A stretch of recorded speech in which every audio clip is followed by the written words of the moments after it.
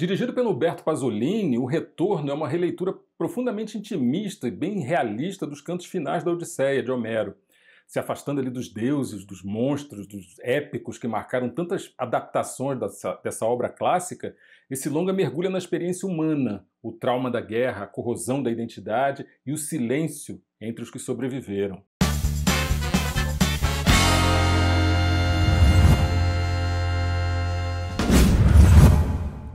Fala, galera do bem! E é isso, hoje a gente vai revisitar, né, uma história clássica, uma história épica, que agora está vindo aí sob a ótica de um novo diretor. Isso é sempre muito bacana, a gente vai poder ter a oportunidade de ver Ralph Fiennes vivendo o personagem Odisseus, ele que foi indicado ao Oscar. Esse personagem, depois de 20 anos ausente, volta para Ítaca, não como, né, um rei heróico, glorioso, né, aquele que a gente conhece das lendas, mas como um homem marcado pelas dores da guerra. Ele atravessa o mar não com pompa, sabe, com elegância, mas como um espectro, sabe, magro, silencioso, irreconhecível. E tudo isso na esperança de encontrar Penélope, vivida pela vencedora do Oscar, Juliette Binoche, que é a esposa, que continua ali firme na espera, mas está exausta. É prisioneira na própria casa, pressionada por pretendentes, mas mantendo ali acesa aquela chama da esperança, né? Ou talvez a teimosia de quem não quer ceder, enfim. Nessa casa a gente vai ver também o Telêmaco, né? O papel do Charlie Plummer, que é o filho que vive no limite, ainda não é um homem feito, mas já é alvo de ameaças, porque o reino está prestes a ser tomado, e o Odisseu precisa reaprender a lutar, não contra um inimigo externo, principalmente contra os escombros, né, interiores que ele mesmo está carregando. O Ralph Fiennes, galera, entrega aqui uma das interpretações mais densas que eu tive a oportunidade de testemunhar na vida. Escorrem assim, vazam dos olhos dele muitas camadas de culpa, de saudade, de raiva, sabe, aquela raiva contida. Em cena, raramente ele precisa de palavras, é aquela linguagem corporal, os silêncios prolongados, aquela fisicalidade toda, sabe, de alguém que remou, nadou e sobreviveu com o mínimo. Tudo isso se encarrega de mandar os recados, sabe. Para isso, o Fiennes se preparou fisicamente para o papel, né? Ele que já tem 61 anos de idade, sob a orientação de um personal trainer, né? E essa transformação física dele impressiona não pela estética, mas pela verossimilhança, sabe? Ele se apresenta com um corpo moldado pela sobrevivência, mas não pela vaidade. Foi alguém que literalmente remou, lutou, caminhou. E, pô, assim, eu sou fã em contexto do trabalho do Ralph Fiennes e já disse isso aqui em várias ocasiões. É um prêmio, sabe? É uma delícia ver um ator no exercício da profissão dando essas verdadeiras masterclasses de interpretação onde cada poro, sabe, manda um sinal. E o conjunto na tela é sempre fenomenal. Dirigir um ator desse quilate é o sonho de consumo de 11 entre 10 diretores, com certeza. Juliette Binoche, né? Para variar, está esplêndida como Penélope e também chega com uma atuação baseada no que não é dito. Sabe? Em toda a espera do personagem existe força, existe desgaste, e quando finalmente ela encara o Odisseu, a Binoche, sabe, domina a tela com um olhar tão simples que traduz assim décadas de resignação, de frustração, de amor reprimido, sabe, e principalmente de medo. A química entre os dois é inegável e não surpreende. Esse é o terceiro filme em que eles contracenam, depois de O Morro dos Ventos Uivantes, de 92, se não me engano, e O Paciente Inglês, de 96. Aqui o reencontro é mais maduro, sabe, mais contido e talvez por isso mais devastador, assim. Eu li numa entrevista da Juliette Binoche que a experiência de voltar a atuar com o Ralph Fiennes depois de tantos anos é de uma força sobrenatural, e eu acredito nisso. Ela disse que hoje ela conhece profundamente o amigo e que, sem dúvidas, ele é muito mais ator, né, em termos de amadurecimento, de preparo e de técnica que ela própria. Ou seja, putz, a partir do depoimento deles eu só consigo ver duas coisas. A primeira é que a Juliette, do alto né, de todo aquele talento monstruoso que ela tem, é de uma generosidade avassaladora. E a segunda é que eu estou certo em considerar Ralph Fiennes o maior ator da atualidade. Por outro lado, sabe, tem o Charlie Plummer, que entrega uma atuação super insegura como Telêmaco. Ele até, sabe, tem um certo peso dramático, mas a presença dele empalidece assim completamente quando ele divide a cena com os gigantes que são Fiennes e Binoche, né? E o mesmo ocorre com os outros membros do elenco, que apesar de serem super competentes, raramente conseguem sair da sombra ali do casal protagonista. Mas vale aí um destaque para Ângela Molina, sabe, uma atriz veterana espanhola aí que já trabalhou com diretores como Pedro Almodóvar, como Carlos Saura, Luis Buñuel, com quem ela filmou O Obscuro Objeto do Desejo, enfim. Ela vive em um retorno a Euricleia, sabe, uma figura essencial na Odisseia de Homero, e que é conhecida pela lealdade, né, e um papel super emocional ali dentro desse retorno do Odisseu a Ítaca. Ela era enfermeira, né, era uma seca do Odisseu desde a infância e também cuidou do Telêmaco. Ela reconheceu, na verdade, o Odisseu disfarçado de mendigo quando ele retornou, quando ela lavou os pés dele e viu uma cicatriz que ele ganhou numa caçada quando ele era jovem. Manteve segredo ali, né, da identidade do rei, a pedido dele mesmo, mostrando com isso uma descrição assim absurda, né? Isso representa a memória afetiva e a conexão com o passado. Só que, assim, nem tudo são louros, né? As poucas cenas de ação real são muito pobres, né, e mal coreografadas e ficam parecendo protocolares, saca? Rodadas assim porque estava no roteiro e tal. O duelo final, por exemplo, que parecia, ou pelo menos deveria ser um momento assim épico, parece mais um ensaio, sabe? Antes da cena rodar. Isso para mim foi um deslize tanto, já que o Pasolini tinha um material humano da maior qualidade e não soube fazer uso dele nos momentos cruciais do filme. Mas mesmo assim, o retorno conquista por aquilo que permanece depois dos créditos, sabe? Ou seja, o silêncio entre o Fiennes e a Binoche, os olhos marejados de um homem que perdeu tudo, a dignidade teimosa de uma mulher que esperou demais. É um filme sobre retorno, mas também é sobre aquilo que nunca mais será como antes. A direção do Humberto Pasolini, do Huberto Pasolini, é quase imperceptível, sabe? E isso não é um ponto negativo.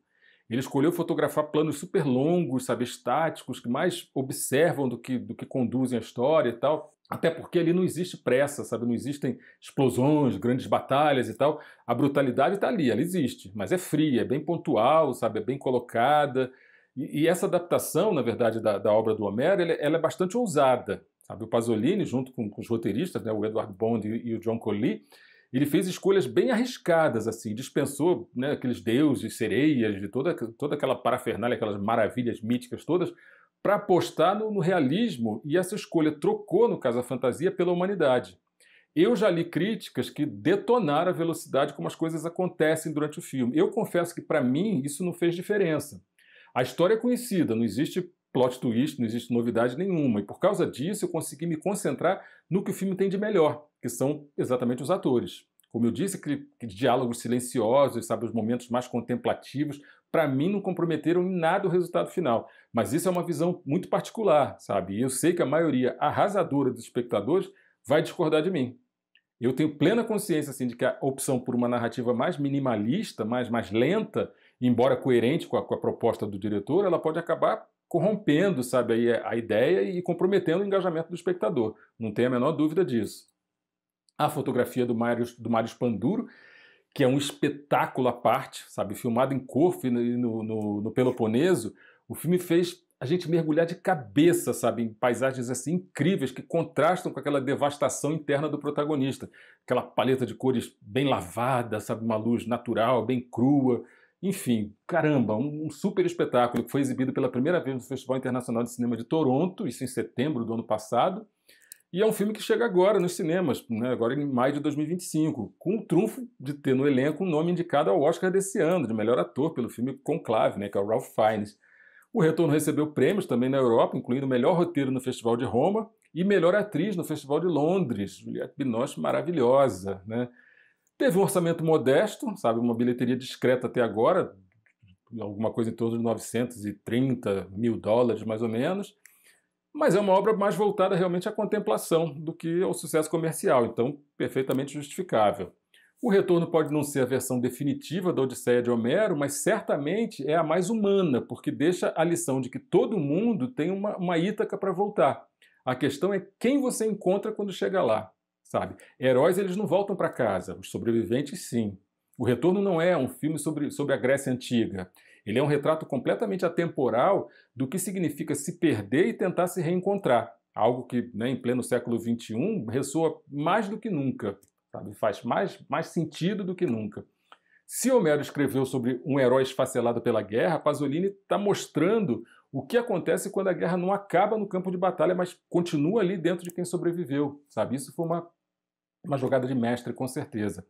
Na Odisseia, o Odisseu enfrenta ciclopes, feitiços, mas a maior luta dele é contra as memórias de Troia.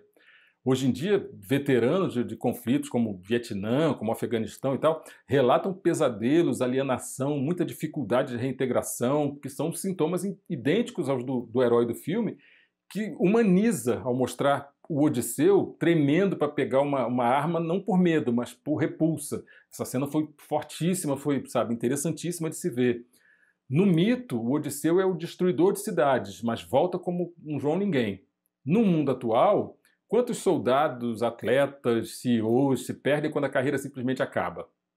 O filme ele ecoa exatamente a síndrome do impostor moderna, que diz: eu não sou mais o herói. E agora, o que me resta? Em Ítaca, ninguém imagina o que o Odisseu viveu. Sabe, a Penélope sofre, mas sofre a dor dela, e que é muito diferente. Nos dias de hoje, familiares de veteranos aí frequentemente dizem assim: ah, ele voltou, mas não está aqui. Cara, o filme captura exatamente essa fratura silenciosa. Inclusive na cena em que o Odisseu não consegue abraçar o filho, porque simplesmente ele não sabe como ser pai, isso fica evidente de uma forma assim, absurda. E o que a gente pode falar sobre a resistência e a teimosia da Penélope? No poema ela tece e desmancha, na verdade, um tecido para ganhar tempo, porque ela sabe que se ela terminar aquele tecido, ela vai ter que escolher um novo marido. No filme, a Juliette Binoche se transforma numa mulher que resiste à violência, né, principalmente à violência masculina, mas sem armas. É só com astúcia. E é impossível a gente não pensar em movimentos como o Me Too, como mexeu com uma, mexeu com todas, enfim, onde a visibilidade virou estratégia de sobrevivência. Se a gente for tentar avaliar os Odisseus cotidianos, sabe, fica aí no ar uma pergunta: onde é que estão os nossos heróis quebrados? Sabe, o Pasolini, ele sem querer, fez um filme urgente para uma era de crises, sabe, de saúde mental, conflitos infinitos, né, Ucrânia, Gaza, Sudão e tal. Basta observar que a Organização Mundial de Saúde, ela estima que 1 em cada 5 soldados desenvolve transtorno de estresse pós-traumático. E o mais interessante do Retorno é que ele não romantiza e nem idealiza uma cura. O Odisseu não vira, sabe, o rei feliz no final. Ele só entende que ele precisa aprender a carregar aquele peso. E talvez seja isso que o mito e o filme ensinem pra gente. Voltar para casa não é sobre reencontrar o que ficou para trás, é sobre descobrir quem você virou no caminho e como você vai fazer para seguir em frente. O Retorno poderia assim, facilmente ser um filme sobre 1200 a.C., mas é também sobre 2025, porque no fim das contas, Ítaca não é um lugar. É o que a gente perde e tenta recuperar a cada dia, seja depois de uma guerra, de um divórcio, da perda de um emprego, de uma vida que saiu do controle e desceu a rampa, enfim. O Odisseu somos todos nós, só que, na maioria das vezes, sem a glória do mito. Nenhum homem volta da guerra, nem mesmo se ele voltar, sabe? E esse filme lembra a gente de que Ítaca não é um porto seguro, é o lugar onde a guerra continua, só que, infelizmente, sem testemunhas, sabe? Talvez por isso o mito do Odisseu ainda hoje nos assombre em hospitais, sabe, em abrigos, nas ruas de qualquer grande cidade. Heróis?